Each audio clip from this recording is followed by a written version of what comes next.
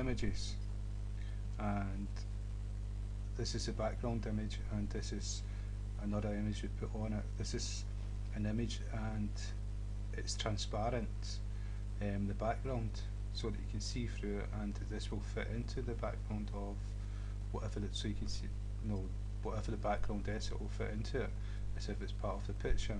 So what we've done is we created the constructor for it, and we've done the most simple one, which just takes the image and puts it onto the frame or the panel, and it doesn't adjust the size of it or anything, it just put whatever size it's meant to be. But there's other constructors where you can stretch the image to fit certain areas. You can change the background colour. If it's transparent, you could change it to whatever the background's going to be. And so what I'm going to show you is the most complicated one just now. And so let's see if we go G dot draw image, and you can see there's 1, 2, 3, 4, 5, 6 different constructors. Now with this one here, you can see you've got dx1, dy1, dx2, dy2, sx1. So you've got D is for destination and S is for source. Source is the actual image. So the image that we've got is like bad boy sprite, and so that's the actual image, and destination is the area you're going to put it onto screen. Now the reason why there's so many X and Y's is because we can show the whole image, or we can the image starts at point 0, 0, and then it's a width and the height. But we may not want to show the whole image, we may just want to show part of it. And so we can have a sprite with lots of different characters all drawn in the one image, and we just show a character at a time depending on the program we're using. So we can use one like this, and so what it is, we've got destination would be the frame that we're going to paint the image onto, and we would give it the rectangle for that image. And then the source is the area inside that source where we're going to draw. We're going to draw to the destination, and so if this area is smaller than the destination, it will be stretched to the destination. And so that's what we're going to do now. We're going to do the most complicated one because there's so many different image 2 we're going to add. And next one is the area we're going to draw the image onto is the destination. And so we'll do like 100, and this is 100. So the y, what we've got here is x 100, y 100 at a certain point, and then the destination 2, that's the start of the image. And so at the end of the image, it's going to have an xy at the other end with the width and the height, and so this is going to be like 200. 200x and 200y. So that's us got the destination sorted. Now the area within the image will start with 0, 0, 0 for x and 0 for y. So that's taking the whole image, and now the second part is the end of the image, and I'm not too sure the size of the image. Let's say 100, and let's say 100, it will be smaller than what it's supposed to be, but this is a good way of showing it. And the observer will say null and semicolon to finish the command. Now if we save it and run the program, we'll see the difference. So what we've done, we've went to 0, 0, somewhere about here, and then we went to from the source file 0, 0, that's somewhere about here, 0x and 0y of the image, and then we put it on to what destination 100 of this frame, and 100, so this is about 100 and that's about 100 where that started at 0, 0, and then we only went 100 of the image and 100 of the image, so that's 100 of the image stops here and 100 X stops here, so we've got like a rectangle of that image here, but it's of the size of the destination, and so we gave it 100 by 100, so this is 200 X and this is 200 Y here, and so that's us got a rectangle. Now what I'm going to do, the source, I'm going to increase this to 400 and this to 400 of the source file, and you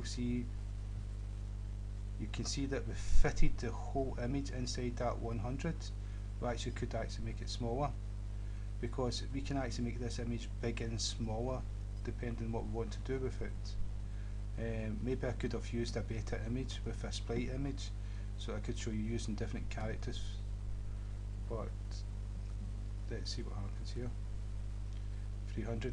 Now that's got bigger and it still fits inside this rectangle. It starts at 100 Y and X and stops at 200 Y and X. So it stops about here, that's something like 200. And so these four is destination and these four are source. So what I'm going to do is I'm going to make this smaller again, 200. Save it, run the program, and you can see 200, we've not got the whole image inside here, so I would suggest making it maybe 250.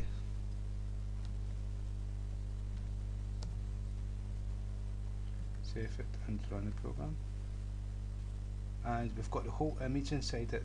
The feet was chopped off, and so that's us able to do that.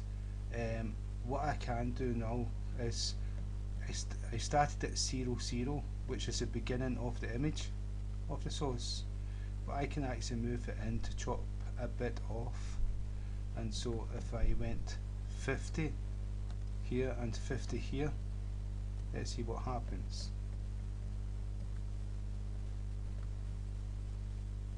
Now I've chopped a part of the image off the top and here, and it's actually stretched the image to fit that area, that destination area.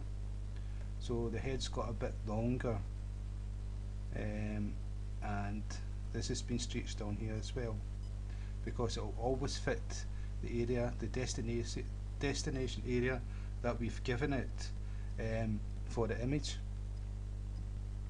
And so what I'll show you is if I increase this to 1000, first I'll delete these here.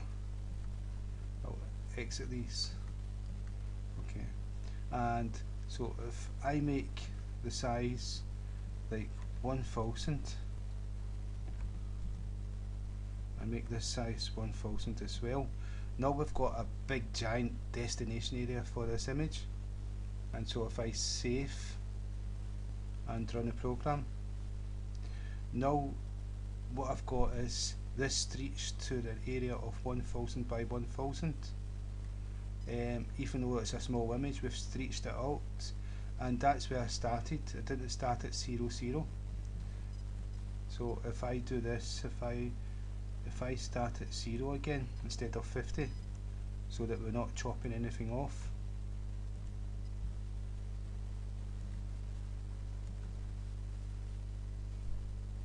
Now we've got the whole image in that 1000 area, and so I hope that makes a little bit more sense. We've got destination, we select an area, a destination area for that image to go on, and that image will fill in that destination area, and if the image is smaller, it will stretch the image to fit that area. And if we've got a rectangle, a complete rectangle, we've got a square, and the area that we've given it is not a square, it's a thin rectangle, it will actually squeeze the image to fit that shape. And so that's a source. And let me think. So if we had an image with lots of different sprites on it, maybe one footballer kicking the ball, and then you see the ball leaving the foot and the action of the. So we could select which sprite to put onto the screen, and then when we change from sprite to sprite, we'd have animation. And so this is what this would be useful for. I'll make this back small again, 100 by 100, and let's see, 1 by 100, that should be 200 because we're not giving it anything. And so I hope I've explained this correct, because I don't want to misread anyone. Okay, now what we've got is we've got a start area of a destination square, an X and a Y. So we've done 100 Y and 100 X, and that's the start part of the image. And then we assigned it 200 Y and 200 X, and that's us got the rectangle where that image is to go into. Now if I squeeze this image, if I do, instead of 200, if I do 150, and if I do 150, then we're going to squeeze this image into the destination. This may make it look better. Now what I've done is I've squeezed, made it narrow, but it looks as if it's made it smaller as well. Let's see, so that's 100, 150 destination. Let's see. So what this is the area we actually destination. This is the area we assign the image to, and the image will fit the size of that area. The reason why I made it smaller is because X and X, I made 150. If I do this 200, no, it's a Y, it's going to be smaller. Save, run the program.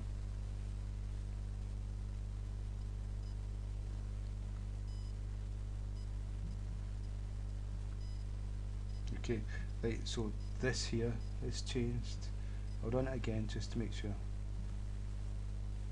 Okay, that's changed. We've actually squeezed it that way and stretched it that way. If I make, that's 100, that's 100, that's 20, and that's 150, this should actually be 200.